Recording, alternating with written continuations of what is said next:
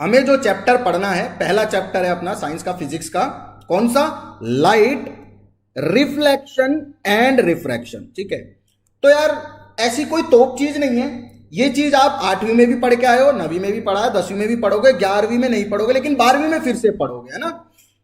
तो यहीं से समझ लेते हैं, अच्छी बात है, 12वीं में ज्यादा मेहनत नहीं करनी पड़ेगी, और यहाँ की जो चीजें हैं वही ऑलमोस्ट सेम लेवल पे 12वीं पे दिखाई देते हैं, बस कुछ जो नई चीजें हैं वो आपको ऐड कर दी जाती है। जैसे यहाँ पे आप सिर्फ रिफ्लेक्शन और रिफ्रैक्शन पढ़ते हो, वहां पे डिफ्रैक्शन वगैरह, मतलब नेचर लाइट का चेंज हो जाता है। ठीक है, तो सबसे पहले समझ लेते हैं कि लाइट होती क्या चीज है, क्योंकि इसी के दो फिनोमिना पढ़ने हैं, रिफ्लेक्शन और रिफ्रैक्शन।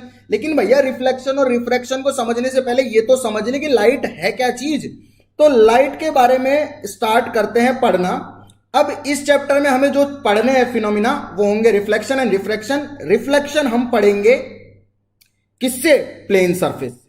ठीक है, बेसिक जो डिवीजन है चैप्टर का वो बता रहा हूं, और रिफ्रैक्शन भी हम पढ़ेंगे प्लेन सरफेस से। ठीक है, जो हम पढ़ने जा रहे हैं चैप्टर में वो बता रहा हूं आप लोगों को। ठीक, उसके बाद अगला जो पार्ट आएगा वो आएगा रिफ्लेक्शन फ्रॉम कर्व्ड सरफेस। ठीक है, कर्व सरफेस से रिफ्लेक्शन पढ़ेंगे। उसके बाद जो अगली चीज पढ़ेंगे वो पढ़ेंगे हम रिफ्रैक्शन फ्रॉम कर्व्ड सरफेस, जिसे आप लेंस भी बोलते हैं। ठीक है, तो दो ही चीजें पढ़नी है, रिफ्लेक्शन और रिफ्रैक्शन।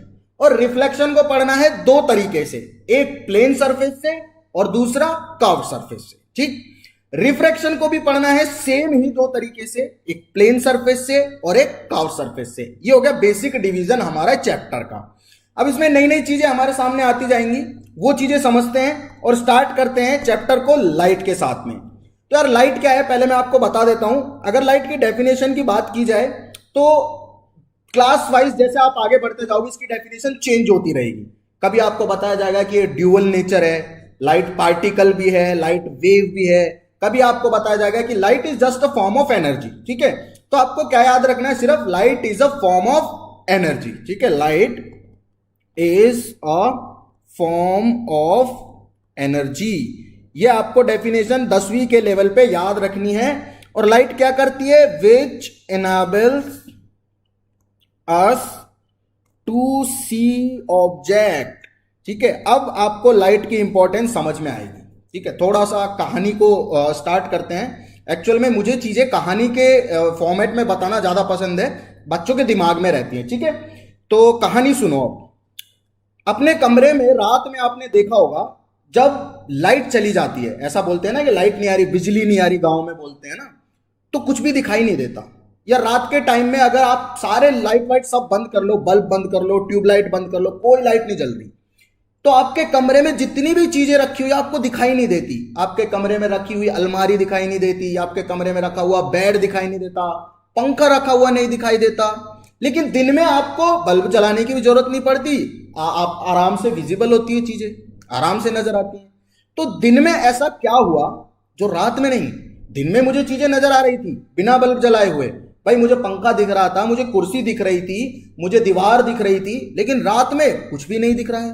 रात में सारी चीजें गायब होने लग गई हैं। तो ऐसा क्या हुआ? इसका रीजन है लाइट। भैया दिन में हमारे पास सूर्य देवता से इतनी लाइट आती है, इतनी एनर्जी आती है कि पूरी पृथ्वी पे उजाला रहता है। मतलब एक साइड, जो साइड सन के सामने रहती है, ठीक है, ऑपोजिट साइड पे रात होती है। जैसे जैसे अर्थ टर्न करती है तो हम चले जाते हैं दूसरी साइड पे, अर्थ के मतलब सन के दूसरी साइड पे चले जाते हैं, तो वहां पे रेस पहुंच नहीं पाती है, जिसकी वजह से अंधेरा हो जाता है और हमें जरूरत पड़ती है फिर लाइट की, ट्यूबलाइट की, बल्ब की। ठीक है, तो बेसिकली हमें जो चीजें देखनी है उन्हें देखने के लिए लाइट है सबसे जरूरी पार्ट। अगर लाइट होगी तो चीजें दिखेंगी और लाइट नहीं होगी तो चीजें नहीं दिखेंगी। यही एक कारण है कि दिन में बिना बल्ब जलाए मुझे सारी चीजें दिखाई देती हैं, सारी दुनिया दिखाई देती है। छोटे से छोटा कीड़ा दिखाई देता है, बड़ी से बड़ी गाड़ी दिखाई देती है, बहुत ऊंची ऊंची इमारतें दिखाई देती हैं, लेकिन रात में सारी चीजें गायब हो जाती हैं। क्यों? क्योंकि रात में लाइट नहीं है। ठीक है, तो लाइट क्या है? लाइट एक फॉर्म ऑफ एनर्जी है जो हमें क्या करती है? ऑब्जेक्ट्स दिखाती है। अब ऐसा होता कैसे ये समझते हैं। ठीक, कहानी आपको आई होप पसंद आ रही होगी। अब होता कैसे ये समझ लेते हैं। ठीक है, एक्चुअल में लाइट जो है वो आती है किसी भी बॉडी पे। ठीक है, हमारे पास जैसे सूरज से लाइट आ रही है, ठीक है, सन यहां पे मान लेता हूं मैं, छोटा सा एग्जांपल लेके देखते हैं। ये सन है, ठीक है, यहां से लाइट्स आ रही है, बहुत सारी लाइट रेज आ रही है, ठीक है, यहाँ पे हम खड़े हुए हैं, हम बहुत सारे ऑब्जेक्ट है, पूरी धरती पे लाइट आ रही है सन से, ठीक है। लाइट क्या करती है, हमारे ऊपर आती है तो हमारे साथ में तीन ही खेल खेल सकती है। क्या खेल खेल सकती है, या तो वो हमसे टकराए और हमारे अंदर ही रह जाए, इसीलिए तो हम गर्मी में खड़े होते हैं तो हमारी शरीर गर्म होने लगता है ना, क्यों, क्योंकि हमने लाइट एब्जॉर्ब कर ली। लाइट अगर धरती पर आ रही है तो वो तीन खेल खेल सकती है किसी भी ऑब्जेक्ट के साथ में। क्या खेल खेल सकती है कि या तो वो एब्जॉर्ब हो जाएगी, जैसे हम धूप में खड़े होते हैं, अभी काफी गर्मी पड़ रही है, धूप में बाहर खड़े होंगे, थोड़ी देर में हमारा सर तपने लगेगा, गर्म होने लग जाएगा, क्यों, क्योंकि हम एब्जॉर्ब करने लग गए लाइट को, ठीक है। या तो वो एब्जॉर्ब हो जाएगी या वो रिफ्लेक्ट हो जाएगी, जो कि होती है, हर एक केस में होती है, रिफ्लेक्ट लाइट होगी ही होगी, ठीक है, या फिर वो ट्रांसमिट हो जाएगी, ठीक है। तो तीन केसेस बनते हैं लाइट के, जब लाइट अर्थ पे आती है, क्या क्या, या तो वो एब्जॉर्ब कर लेते हैं ऑब्जेक्ट लाइट को, या वो रिफ्लेक्ट करते हैं, या वो ट्रांसमिट करते हैं, और तीनों ही फिनोमिना फॉलो होते हैं। हर एक ऑब्जेक्ट लाइट को एब्जॉर्ब भी करता है, लाइट को रिफ्लेक्ट भी करता है, और लाइट को ट्रांसमिट भी करता है। समझ गए बात, चलो। तो यार देखो, आगे अगर इस कहानी को बढ़ाया जाए तो क्योंकि लाइट रिफ्लेक्ट तो हो रही है, और रिफ्लेक्शन की वजह से मुझे चीजें दिखाई देती है, क्यों, जैसे ही लाइट आई, मान लो मुझे ये पेन देखना है, ठीक है, अगर मैं इस कमरे की लाइट बुझा दूं सारी और सारे खिड़की दरवाजे बंद कर लूं तो ये पेन मुझे दिखाई नहीं देगा। मुझे पता है मेरे हाथ में पेन है, लेकिन मुझे दिखाई नहीं देगा। ऐसा क्यों हो रहा है, क्योंकि इस कमरे में लाइट नहीं है इस पेन को देखने के लिए। अब लाइट आ जाएगी इस कमरे में तो क्या होगा, तो लाइट की रेज इस पेन पे पड़ेगी, इस पेन से रिफ्लेक्ट होके मेरी आंखों पे जाएगी, मेरी आंखों के रेटिना पे इमेज बनेगी, और वो इमेज दिमाग को सिग्नल करेगी कि देख ले ये पेन है, और मेरा दिमाग समझ जाएगा हाँ ये पेन है। तो क्या प्रोसीजर फॉलो हुआ, फिर से बताता हूं। इस कमरे में लाइट है, मैंने ट्यूबलाइट जलाई हुई है, मैंने एलईडी जलाई हुई है इस कमरे में, तो हो क्या रहा है, उन एलईडी से लाइट आ रही है लाइट ऐसे आई, इस पेन से टकराई, इस पेन से टकरा के मेरी आंखों पे गिरी, तो मेरी आंखों को क्या हुआ, सिग्नल मिला कि यहां से लाइट आई है, मेरी आंखों ने रिपोर्ट किया मेरे दिमाग को कि देख भाई ये पेन है, तो मेरा दिमाग समझ गया कि ये पेन है, ठीक है। तो लाइट क्या करती है, हर एक ऑब्जेक्ट पे पड़ती है और रिफ्लेक्ट होकर हमारी आंखों पे आती है, और हमारी आंखें उसे सिग्नल करती हैं दिमाग पे। तो क्या प्रोसीजर आता है, लाइट आती है, ठीक है, उसके बाद ऑब्जेक्ट से टकराती है,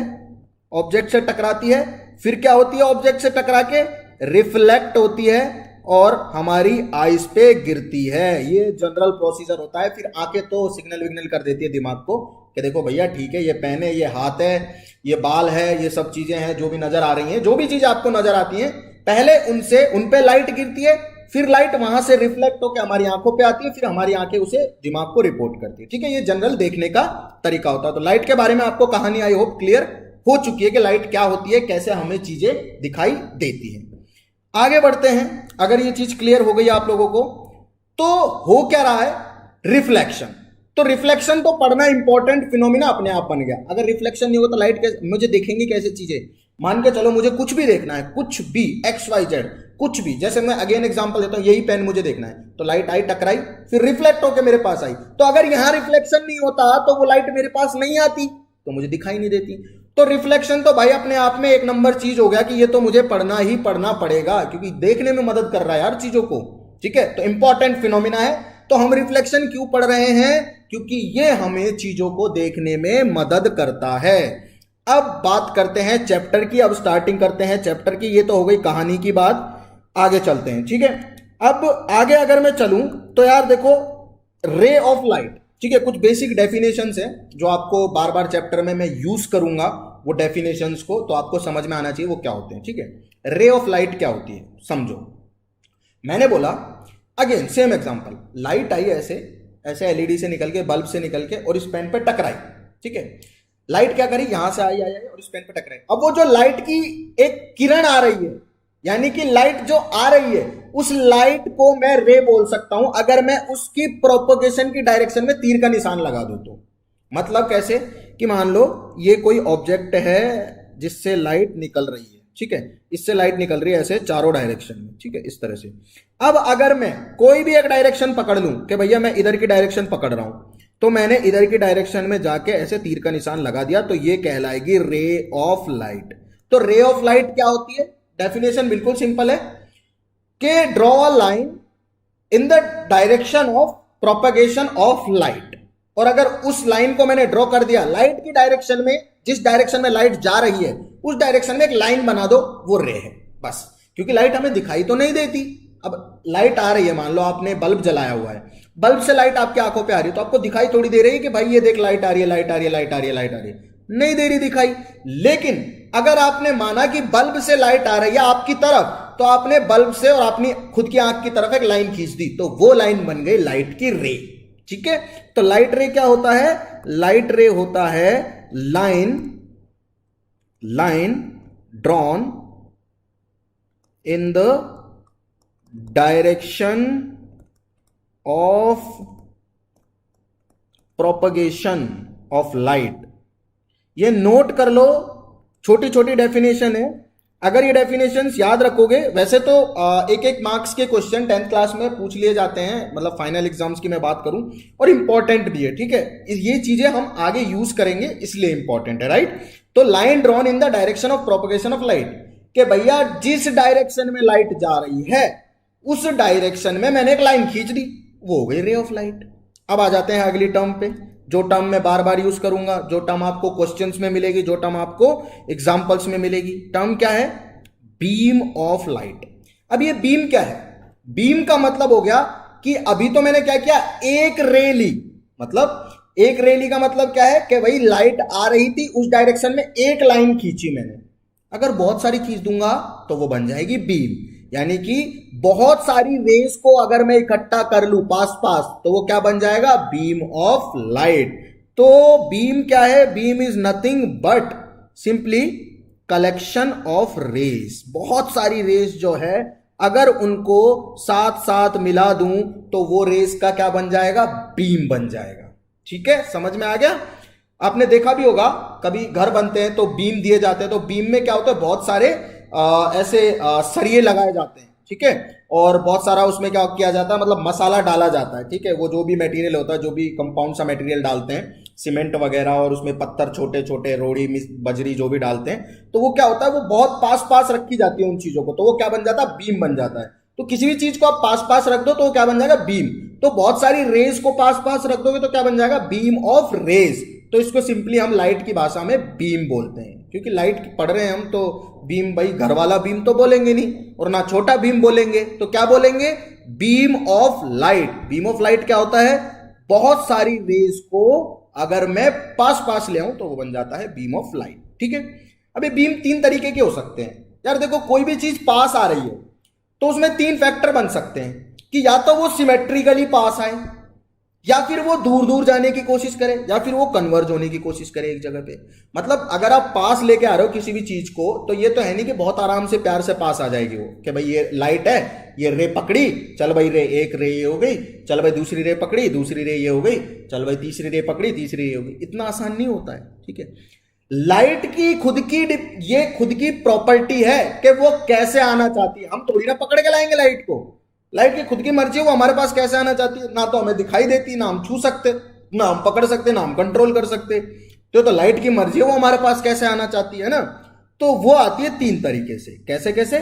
एक तो आती है पैरेलल, एक आती है डाइवर्जेंट, और एक आती है कन्वर्जेंट तरीके से। मतलब बीम जो है, जब लाइट पास आती है, जब बीम बनते हैं तो लाइट तीन तरीके से पास आ सकती है। कैसे कैसे? कि भाई पैरेलल बीम बन सकता है लाइट का, या डाइवर्जेंट बीम, या कन्वर्जेंट बीम। अब पैरेलल बीम क्या होगा? देखो बच्चों, अगर ये मान लो इस डायरेक्शन में लाइट जा रही है, ठीक है, तो मैंने एक लाइन ड्रॉ कर दी, फिर मैंने दूसरी लाइन ड्रॉ कर दी, फिर मैंने तीसरी लाइन ड्रॉ कर दी, फिर मैंने चौथी लाइन ड्रॉ कर दी, तो ये क्या हो गए? ये लाइंस आपस में पैरेलल है, तो ये क्या हो गया? पैरेलल बीम हो गया। बीम का मतलब क्या है कि बहुत सारी रेस पास पास, तो मैंने पास पास ले आया बहुत सारी रेस को। अगर ये रेस पैरेलल है तो पैरेलल बीम, अगर ये रेस दूर जा रही है तो डाइवर्जेंट बीम। दूर जाने का मतलब क्या होता है? डाइवर्जेंट। देखो याद रखना, D for divergent, D for दूर, बस ये याद रखना, D for divergent, D for दूर। यहां से आपका डाउट क्लियर हो जाएगा। आपको कंफ्यूजन होने लग जाता है ना कई बार कि डाइवर्जेंट कौन सा होता है, पास वाला होता है या दूर वाला होता है। तो याद रख लेना, डी फॉर डाइवर्जेंट और डी फॉर दूर। तो दूर जाने वाले जो बीम होते हैं वो कौन से होते हैं? वो होते हैं डाइवर्जेंट। जैसे कि लाइट आई और इस तरह से वो दूर दूर दूर दूर दूर जाने लगी, ठीक है। तो ये होगा डाइवर्जेंट बीम। अब कन्वर्जेंट बीम कौन सा होता है? कन्वर्जेंट बीम होता है पास वाला। तो तीन बीम हो गए, कौन कौन से? एक तो पैरेलल, ना दूर जाएगा ना पास आएगा। एक होगा जो दूर जा रहा होगा, डी फॉर दूर, डी फॉर डाइवर्जेंट। और तीसरा होगा कन्वर्जेंट, जो कि पास आ रहा होगा। तो कन्वर्जिंग बीम कौन सा होगा? कन्वर्जिंग बीम होगा ये वाला बीम, इस तरह से कहीं से आ रहा होगा, लेकिन रेज जो है वो पास पास मिल रही होंगी, ऐसे ऐसे पास आने की कोशिश कर रही होंगी एक दूसरे के, ठीक है। तो ये हो गया हमारे पास में कन्वर्जिंग बीम। समझ में आ रहा है ना? क्या बोला मैं? बीम होते हैं तीन तरीके के। पहली बात तो ये कि बीम क्या होते हैं। चलो बच्चों बताओ, आपसे पूछे बीम क्या होते हैं तो आप बोल दो सर छोटा बीम बीम है। वो नहीं, बीम है तीन तरीके के। कौन कौन से? पैरेलल, डाइवर्जेंट और कन्वर्जेंट। और बीम होता क्या है? बहुत सारी रेस को एक साथ इकट्ठा कर दो, वो हो गया बीम, ठीक है। क्लियर है? तो आई होप आप लोगों को लाइट की जो बेसिक टर्म्स है, जैसे कि रे ऑफ लाइट और बीम की अच्छे से क्लियरिटी आ चुकी है। अब हम बढ़ते हैं आगे, जो चीजें हमें चैप्टर में पढ़नी है उनके बारे में थोड़ा सा डिस्कशन कर लेते हैं। तो भैया रिफ्लेक्शन ऑफ लाइट बहुत ही इंपॉर्टेंट फिनोमिना है, जिसके बिना हम चीजें नहीं देख सकते, वो चीज है रिफ्लेक्शन। रिफ्लेक्शन बहुत जरूरी है। तो पढ़ते हैं रिफ्लेक्शन को कि क्या होता है रिफ्लेक्शन।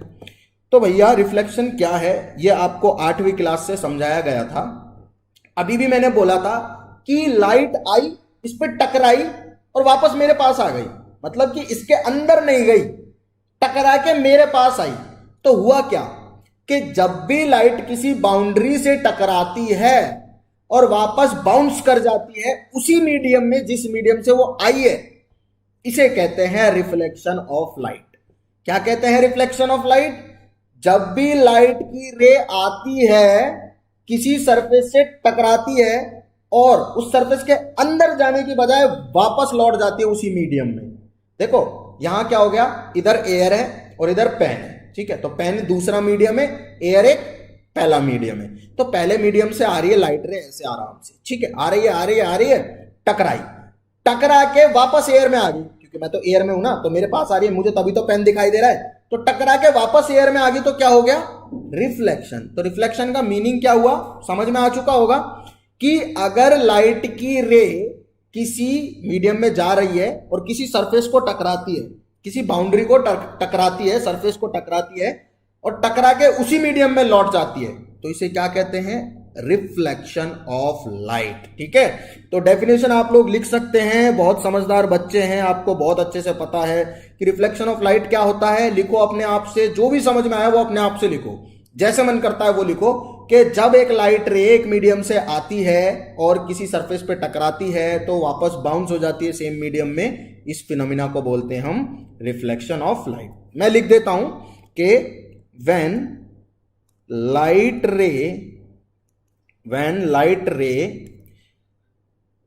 रे इंसिडेंट्स ऑन अ सरफेस, या स्ट्राइक भी बोल सकते हो, surface and bounces back in the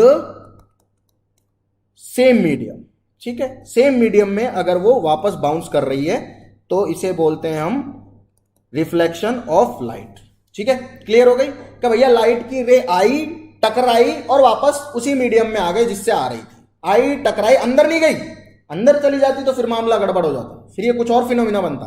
आई टकराई वापस हो गई, ठीक है, क्लियर है। चलो भाई, अब रिफ्लेक्शन के दो लॉ होते हैं, ठीक है, जैसे सभी चीजों के लॉ होते हैं ऐसे रिफ्लेक्शन के भी अपने लॉ हैं, है ना, अपने अपने फंडे हैं हर लॉ के। हर एक आदमी जो भी चीजों को खोजता है उसके अपने अपने फंडे होते हैं, अपने अपने तरीके से सोचता है वो। तो रिफ्लेक्शन जो है वो जब भी होगा, कोई भी लाइट की रे रिफ्लेक्ट करेगी तो वो दो लॉ को फॉलो करेगी। समझ रहे हो कितनी बड़ी चीज है कि लाइट हमें फॉलो नहीं करती, लाइट के दो लॉ हैं, लाइट फिजिक्स को फॉलो करेगी। फिजिक्स ने दो लॉ बना दिए कि भाई देख बात सुन, ये दो लॉ हैं और ये फॉलो करने पड़ेंगे तुझे, और लाइट करती है, हर एक केस में करती है, 100% केसेस में लाइट ये लॉ फॉलो करेगी। क्या लॉ होता है? लॉ ऑफ रिफ्लेक्शन, ठीक है। तो ये डायग्राम दिख रहा है सुंदर सा जो चित्र, इसके बारे में बताऊंगा, अभी आऊंगा इस पे। तो सबसे पहले मैं बता देता हूं आप लोगों को कि ये लॉ ऑफ रिफ्लेक्शन है क्या। Law of reflection. ठीक है, तो जैसा कि नंबर तो मैंने आपको बता ही दिया कि 2 लॉ हैं रिफ्लेक्शन के। ठीक है, अब ये लॉज हैं कौन कौन से ये समझ लेते हैं। पहला जो लॉ है लॉ रिफ्लेक्शन का, वो क्या कहता है, वो ये कहता है कि एंगल ऑफ इंसिडेंस, ठीक है, incidence is equal to angle of reflection. ठीक है, ये पहला लॉ है। अभी इसके बाद में डायग्राम को समझाऊंगा। अब आपको कुछ समझ में आया हो ना आया हो कोई फर्क नहीं पड़ता, अब आएगा। कैसे आएगा देखो, डायग्राम को समझो।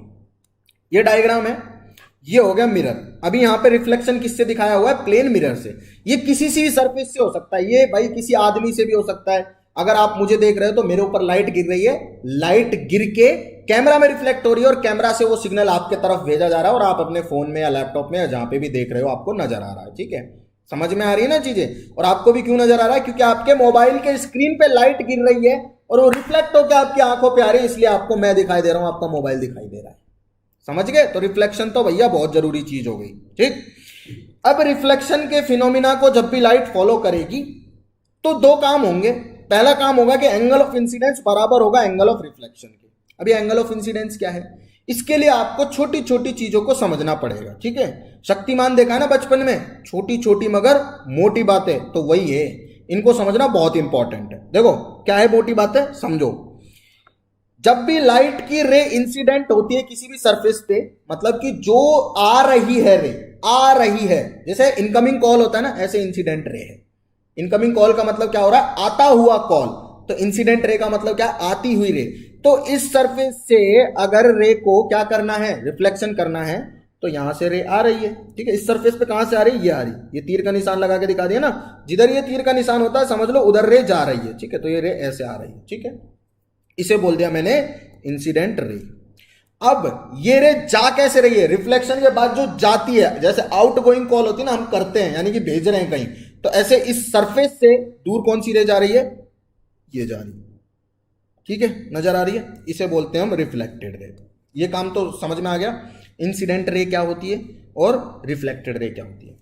अब एक इंपॉर्टेंट चीज है, वो क्या है, वो है नॉर्मल। अब ये नॉर्मल क्या है, ये नॉर्मल कोई आदमी नहीं है। नॉर्मल होता है जिस सरफेस से रिफ्लेक्शन हो रहा है उस सरफेस के परपेंडिकुलर लाइन खींच दो। जिस सरफेस से रिफ्लेक्शन हो रहा है उस सरफेस के परपेंडिकुलर लाइन खींच दो। क्या बोला, फिर से सोचो। जिस सरफेस से रिफ्लेक्शन हो रहा है उस सरफेस के परपेंडिकुलर लाइन खींच दो। तो भैया ये डाल दिया हमने इस पे परपेंडिकुलर, ये रही ना लाइन, ये सरफेस थी, ये सरफेस थी, और इस पे डाल दी मैंने परपेंडिकुलर लाइन। ठीक है, तो ये हो गया नॉर्मल। अब ये परपेंडिकुलर लाइन डालनी कहां पे, उस पॉइंट पे जिस पे इंसिडेंट हुई है रे, बस ये याद रखना है। ठीक है, कौन से पॉइंट पे डालनी है, जिस पे रे इंसिडेंट हुई है।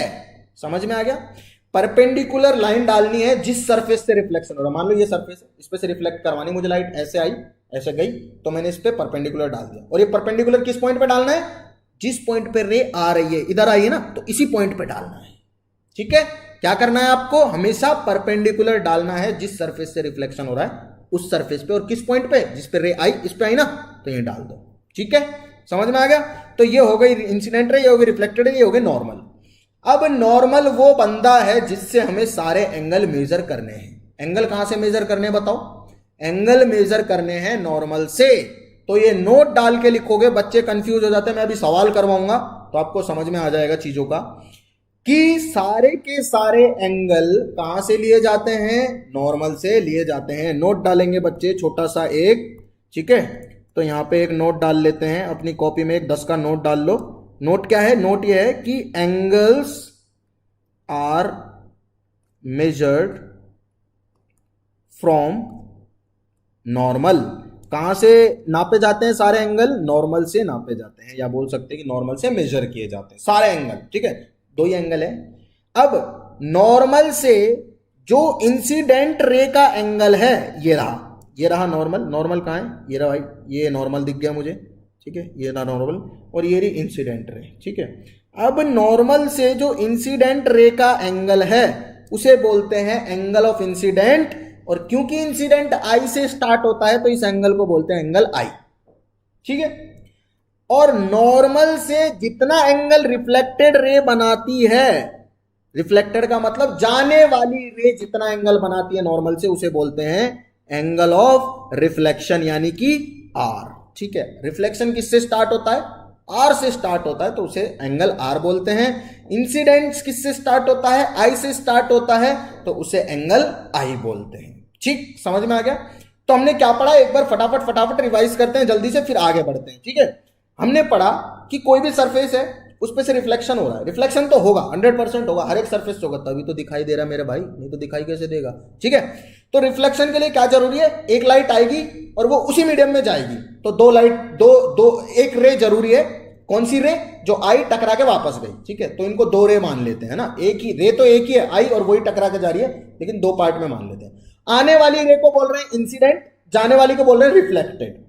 अब इंसिडेंट रे और रिफ्लेक्टेड रे हो गई, और जिस पॉइंट पे रे आई उस पॉइंट पे सरफेस के परपेंडिकुलर डाल दिया उसे बोलते हैं नॉर्मल। ये नॉर्मल बहुत बड़ा बंदा है, बहुत बड़ा आदमी है। कैसे? क्योंकि सारे एंगल इसी से नापूंगा मैं। अब इंसिडेंट रे आई, इंसिडेंट रे के साथ जितना एंगल बनाया नॉर्मल ने तो वो हो गया angle of incidence. Reflected ray गई, रिफ्लेक्टेड रे के साथ नॉर्मल ने जितना एंगल बनाया वो हो गया एंगल ऑफ रिफ्लेक्शन। ठीक है, और लॉ ऑफ रिफ्लेक्शन ये बोलता है कि एंगल ऑफ इंसिडेंस जो है वो बराबर होगा एंगल ऑफ रिफ्लेक्शन के, यानी कि angle I should be equal to angle are.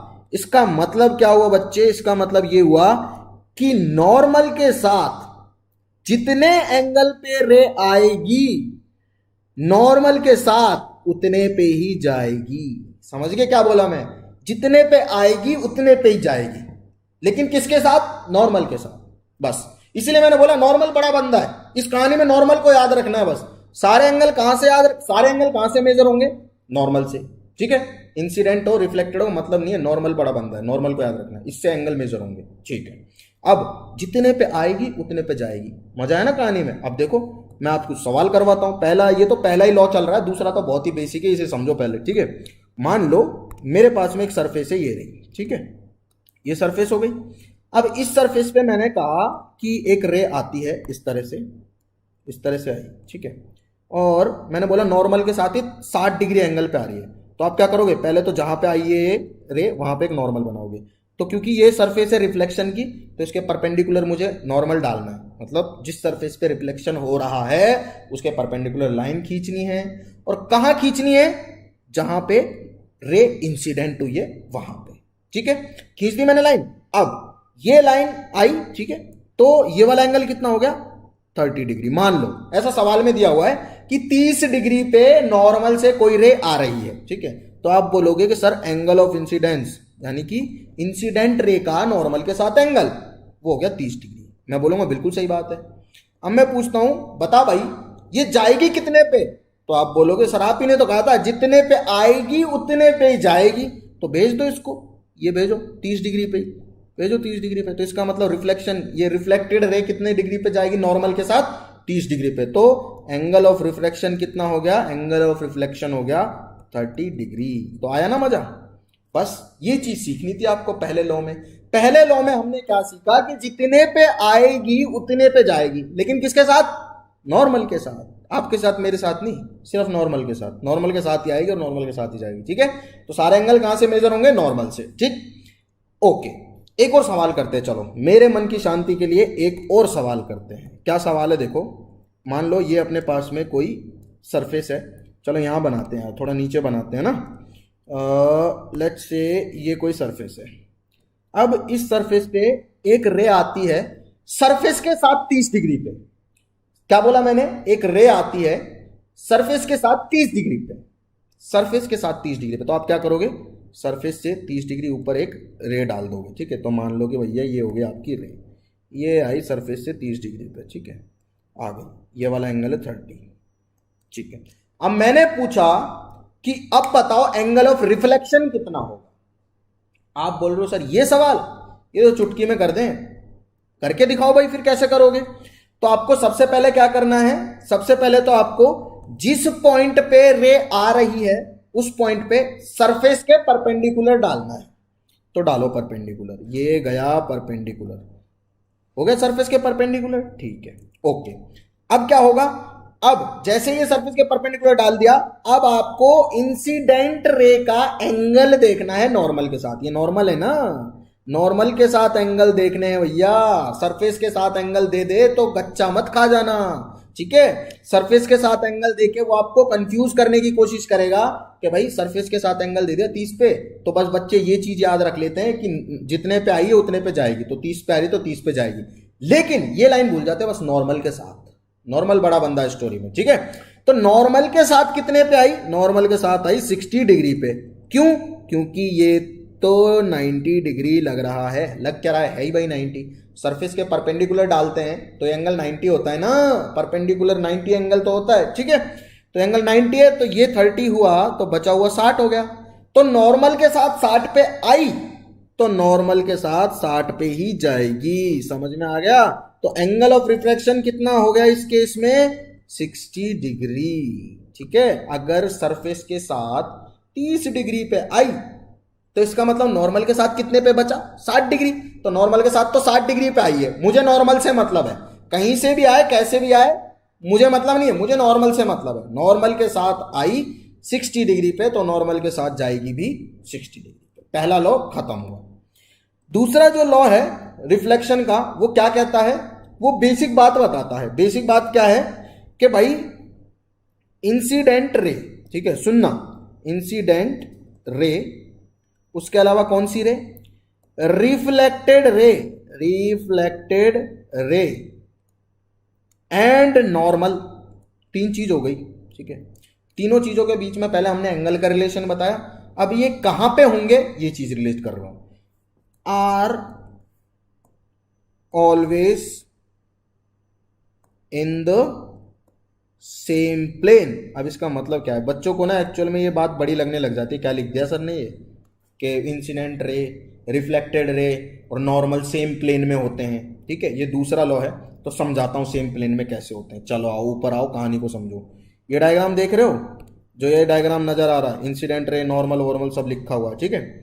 अब इसमें देखो प्लेन का मतलब क्या होता है। प्लेन का मतलब समझो, दो एक्सिस से, दो डायमेंशन से, दो परपेंडिकुलर डायरेक्शन से मिलके बनता है प्लेन। जैसे कि मेरा हाथ है, ये प्लेन है, ठीक है। ये क्या है? प्लेन है। मेरी उंगली ये किसको दिखा रही है? ये लाइन को दिखा रही है। एक लाइन है, लेकिन दो परपेंडिकुलर लाइन मिलके बना लेंगे एक प्लेन। तो ये हो गया। एक्स और वाई मिलके क्या बनाते हैं? एक्स एक्सिस एक लाइन है, वाई एक्सिस एक लाइन है, लेकिन एक्स और वाई को मिला के मैं प्लेन बोल सकता हूं ना, ठीक है। तो प्लेन का मतलब यही है कि इंसिडेंट रे और रिफ्लेक्टेड रे दोनों एक ही प्लेन में होंगी और नॉर्मल भी एक ही प्लेन में होगा। मतलब कि अगर मैं अपने हाथ पे डायग्राम बनाऊंगा ना तो तीनों बन जाएंगे उसमें, क्योंकि तीनों एक ही प्लेन में है। जैसे पेपर पे दिख रहा है, पेपर प्लेन ही तो है। पेपर पे दिख रहा है, मैं पेपर पे लिख रहा हूं तो पेपर प्लेन है, तो पेपर पे आपको दिख रहा है लिखा हुआ, ठीक है, आपके स्क्रीन पे। तो एक ही प्लेन में तो आ रहे हैं तीनों। एक्स वाई प्लेन मान लो, देखो ऐसा समझो। चलो ठीक है, इसे थोड़ा सा मिटाता हूं मैं, चीजों को और क्लियर बनाता हूं आप लोगों के लिए। मान लो ये आपके लिए बन गई एक्स एक्सिस और ये बन गया आपके लिए वाई एक्सिस, या इसे एक्स मान लो, आप यही पढ़ते होगे स्कूल में। ये है आपके लिए, ये है एक्स एक्सिस और ये है वाई एक्सिस, ठीक है।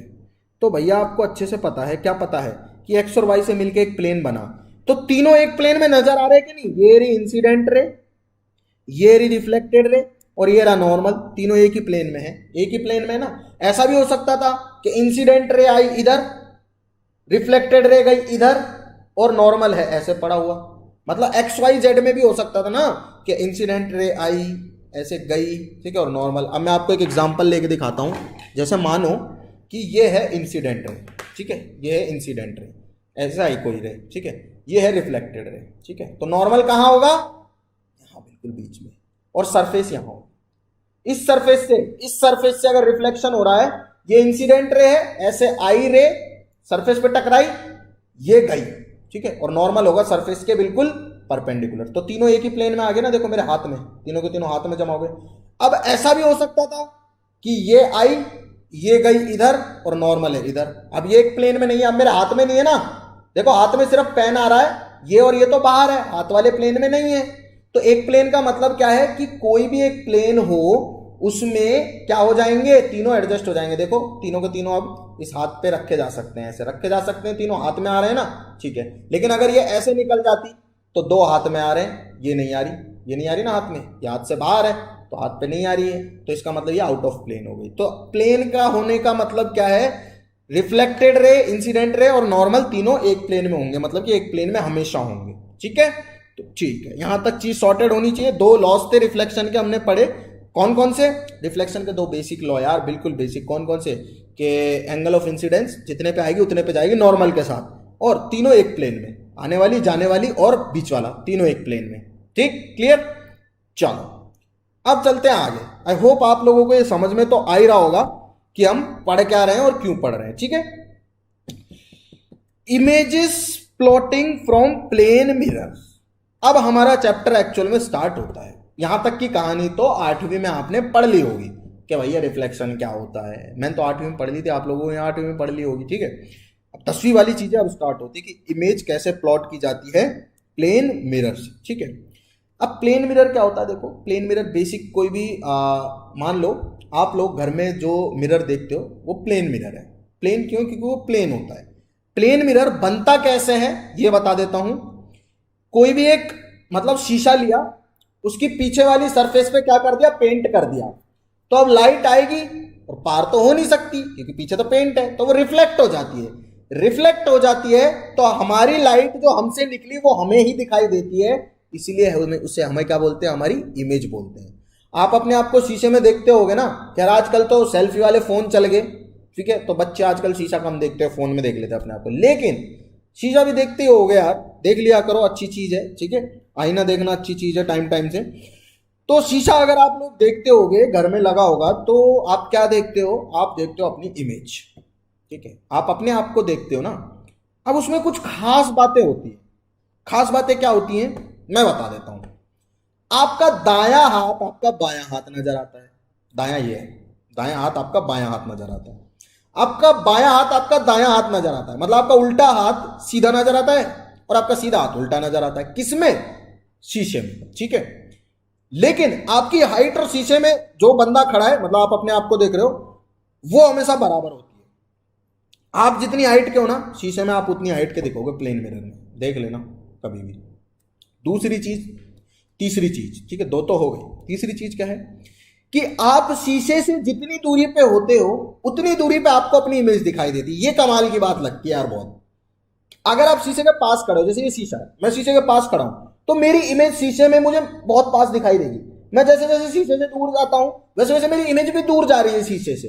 तो एक्चुअल में हो क्या रहा है, हो ये रहा है कि शीशे को रेफरेंस माना गया है, मिरर से ऑब्जेक्ट जितना दूर है उसकी इमेज भी उतनी ही दूरी पे होती है। समझ में आ गए, ठीक है।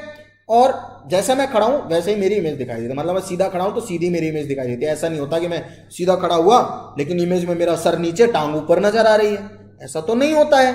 सर ऊपर है तो सर आपका ऊपर ही रहेगा, पैर नीचे है तो पैर आपके नीचे ही रहेंगे, ठीक है।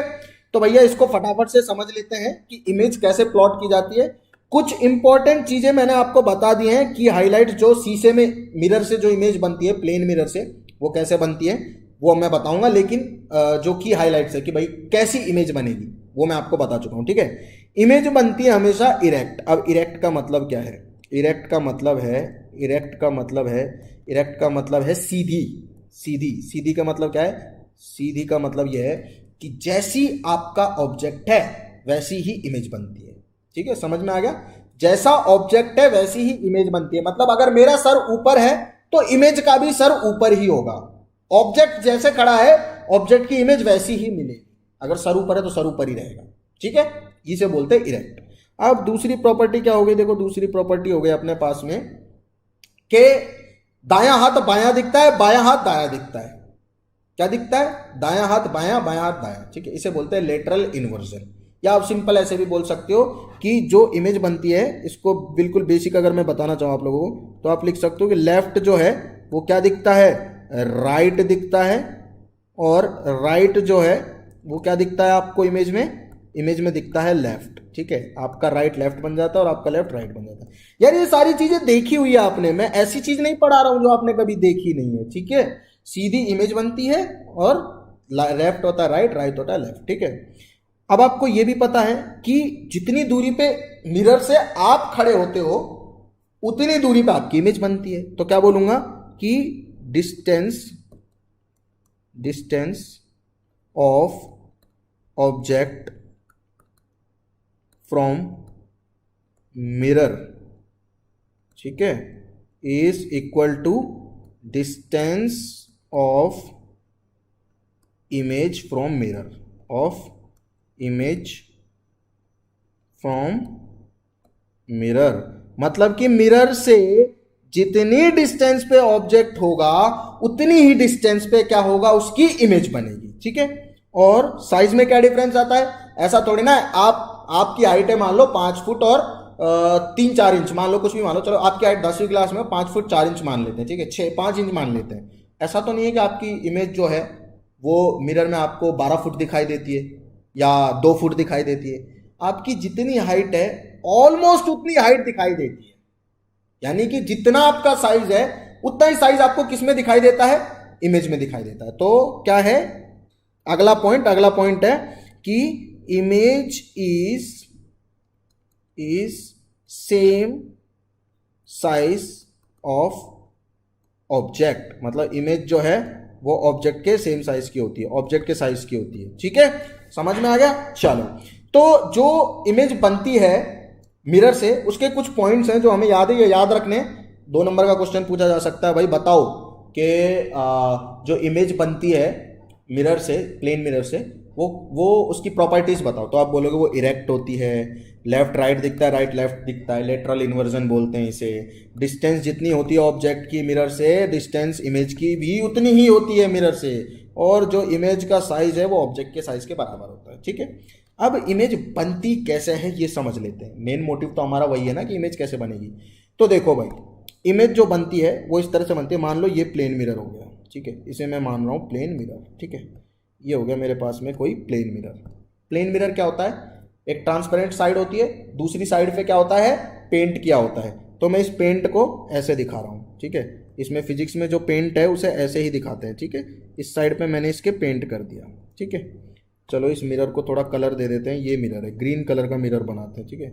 ये मिरर है, इसकी जो पीछे वाली साइड है ये पेंटेड साइड है, तो मैं इस पे लिख देता हूँ पेंटेड साइड, ठीक है। और जिस साइड से रिफ्लेक्शन होगा, जो शीशा होता है ना, वो साइड होती है रिफ्लेक्टिंग साइड। तो मैं लिख के बता देता हूँ, ये साइड कौन सी है, रिफ्लेक्टिंग साइड। तो ये साइड है अपनी रिफ्लेक्टिंग साइड, ठीक है, ठीक है। अब यार जब भी मैं इमेज प्लॉट करूंगा या इमेज ड्रॉ करूंगा, याद रखना पूरा जो भी हम पढ़ रहे हैं ना, light, reflection, refraction, ray optics बोलते हैं बेसिकली इसे, ज्योमेट्रिकल ऑप्टिक्स भी बोलते हैं। तो इसमें मैं पढ़ूंगा ना जब भी, तो मुझे इमेज बनाने के लिए ऑब्जेक्ट से 2 रे निकालनी पड़ेंगी। कितनी रे निकालनी पड़ेंगी, 2 रे निकालनी पड़ेंगी मिनिमम। मैक्सिमम तो कितनी निकालो, अनंत निकालो, निकल जाएंगी। मिनिमम मुझे 2 रे निकालनी पड़ेंगी जब भी मैं किसी भी ऑब्जेक्ट से क्या करवा रहा हूं, रिफ्लेक्शन करवा के इमेज बनाने की कोशिश कर रहा हूं। कितनी रे, 2 रे। तो दोनों रेज निकालते हैं और देखते हैं कि कैसे होता है रिफ्लेक्शन। एक छोटा सा एग्जांपल लेके दिखा रहा हूं, बाकी इसे हम फिर कल डिस्कस करेंगे, ठीक है बच्चों। तो देखो ये हो गया अपने पास में कोई ऑब्जेक्ट, ठीक है, ऑब्जेक्ट हो गया। इस ऑब्जेक्ट से रेज निकलेंगी, क्योंकि लाइट तो क्या करती है भाई, लाइट का तो काम है ना रिफ्लेक्ट होना। तो लाइट कहीं से आई इसके ऊपर गिर रही है, तो वो तो मैं दिखाऊंगा नहीं। जहां से भी लाइट, सन से आ रही है, कहीं से भी आ रही है लाइट, मैं दिख रहा हूं, तो इसका मतलब मेरे से लाइट तो निकल रही है, रिफ्लेक्ट हो रही है, ठीक है। तो हम डायरेक्ट प्रोसीजर निकालते हैं कि भाई यहां से लाइट निकली, ये अपना ऑब्जेक्ट रहा, ठीक है, और यहां से लाइट निकली लाइट। तो लाइट अगर निकलेगी और रिफ्लेक्ट होगी तो 2 लॉ फॉलो करेगी, वो जितने पे आएगी उतने पे जाएगी। तो मान लो इससे 2 रेज निकली, एक तो ये निकली, ठीक है, तो ये हो गई एंगल, रे ऑफ इंसिडेंस, ठीक है। अब मुझे क्या करना है, मुझे इस पॉइंट पे नॉर्मल बनाना है जिस पॉइंट पे आई है। अब मान लो थीटा पे आई है ना, तो ऐसे थीटा पे ही चली जाएगी, ठीक है। तो ये हो गई रिफ्लेक्टिंग रे, ठीक है। अब दूसरी रे मुझे निकालनी है। दूसरी रे अगर मैं निकालूं तो मान लो दूसरी रे ये निकली, तो ये क्या हुई, इंसिडेंस रे सरफेस पे। अब मैंने डाला सरफेस पे नॉर्मल डाला। अगर ये थीटा पे आई है ना नॉर्मल के साथ, तो बच्चे थीटा पे ही जाएगी, ठीक है, मान लो ये थीटा पे चली गई, ये रिफ्लेक्टेड रे हो गई, ठीक है।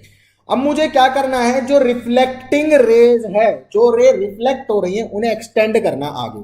तो देखो, एक तो ये थी रिफ्लेक्टेड रे, इस तरह जा रही थी, इसे मैंने एक्सटेंड कर लिया, ठीक है। और दूसरी ये थी, ये वाली, ये जा रही, इसे मैंने एक्सटेंड कर लिया, ठीक है, इसे मैंने एक्सटेंड कर लिया। तो ये दोनों रेज जहां पे मिलेंगी वहां पे इस ऑब्जेक्ट की क्या बन जाएगी, इमेज बन जाएगी, ठीक है, ऑलमोस्ट सेम साइज की इमेज, ठीक है। तो हमने किया क्या, हमने इमेज बनाना सीखा। कैसे सीखा कि दो रेज निकालनी है मुझे, दो रेज मिनिमम, दोनों रेज जो है वो लॉ ऑफ रिफ्लेक्शन का पालन करेंगी, लॉ ऑफ रिफ्लेक्शन का पालन करेंगी। और उसके बाद क्या होगा, उसके बाद होगा रिफ्लेक्शन, और जहां पे दोनों रेज मिलेंगी, रिफ्लेक्टिंग रेज, उन्हें एक्सटेंड करना पड़ेगा, उसे बोला जाएगा इमेज ऑफ द ऑब्जेक्ट, ठीक है। बाकी ये कहानी कल फिर से स्टार्ट होगी, इस चीज को मैं फिर से स्टार्ट करूंगा कि इमेज कैसे प्लॉट की जाती है किसी भी प्लेन मिरर से, ठीक है। बाकी आप यहां तक पढ़ के आए, आपका होमवर्क है कि प्लेन मिरर से इमेज प्लॉटिंग में आपको क्या करना है, ये पॉइंट्स याद रखने हैं ताकि मजा आए। फिर मैं आपको बहुत सारे डायग्राम बना के दिखाऊंगा, बहुत सारी प्रॉब्लम सॉल्व करके दिखाऊंगा, ऐसी ऐसी चीज आपको सिखा दूंगा, 12वीं के बच्चे को सिखा दोगे कि भाई देख कैसे इमेज प्लॉट होती है प्लेन मिरर से, ठीक है।